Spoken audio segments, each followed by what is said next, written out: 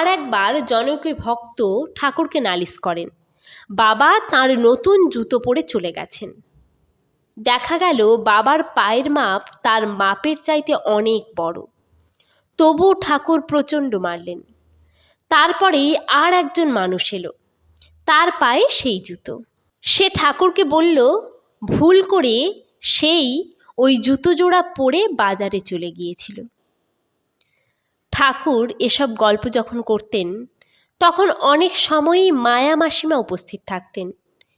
তিনিও সাথে সাথে ঠাকুরকে বললেন, তুমি এত মারতে, বড় খোকা তখনও তোমাকে হাওয়া করত, এতটুকু মন খারাপ করতো না।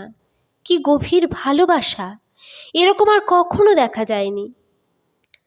ঠাকুর আমাকে বলতেন, তোর বাবার মতো আমাকে কেউ কখনো ভালোবাসেনি। অমন ভালোবাসলে মানুষ সব পায়।